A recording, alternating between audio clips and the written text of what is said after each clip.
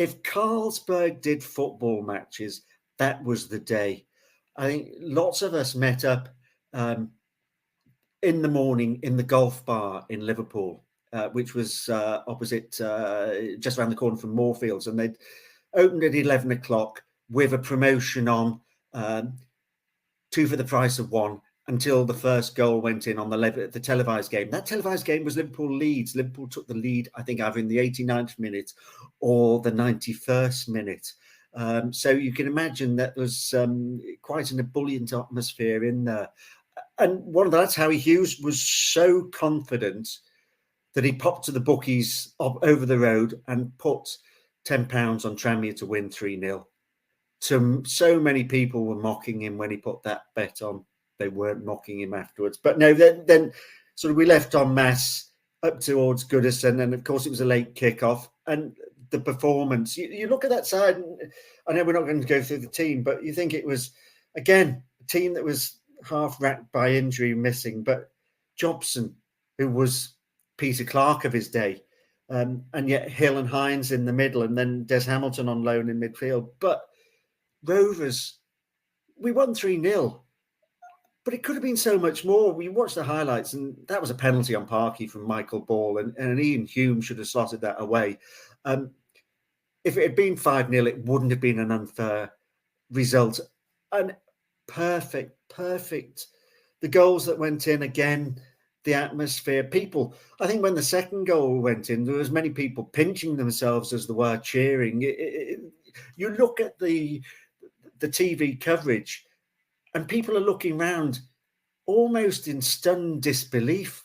How is this team playing so well? The quality, because they weren't duff goals. Every one of them was a peach.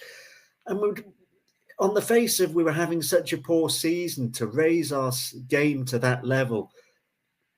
And how many times do you hear it said, when we've got a big crowd, Rovers don't perform? Well, gosh, we had so many there that day, and they did perform. And we celebrated. Somebody's wife was having a 30th birthday that evening, and we'd questioned the wisdom of it, but we dragged ourselves away after a couple more pints and went to celebrate.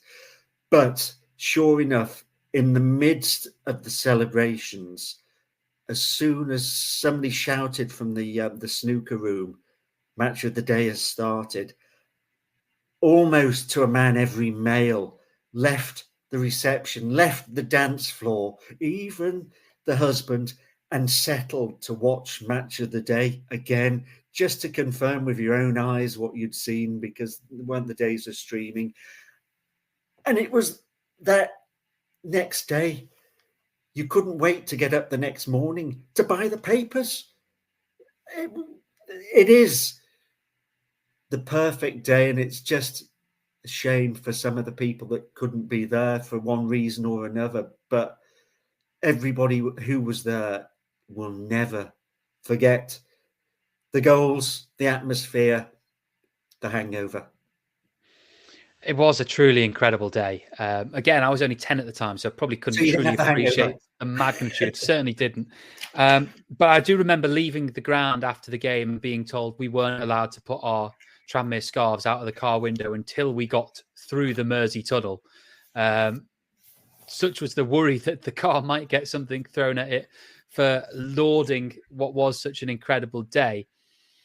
I also remember someone who I think is a family friend of my mum's, or certainly is the husband of a family friend of my mum's, coming down to speak to us after the full-time whistle and proudly shouting, despite the fact he's married and has 2 kids, that it was the best day of his life. And I think there's probably thousands of other Tranmere fans there who would absolutely mirror that. Can you remember the euphoria when the third went in? Because that was the ultimate humiliation, wasn't it? Making it 3.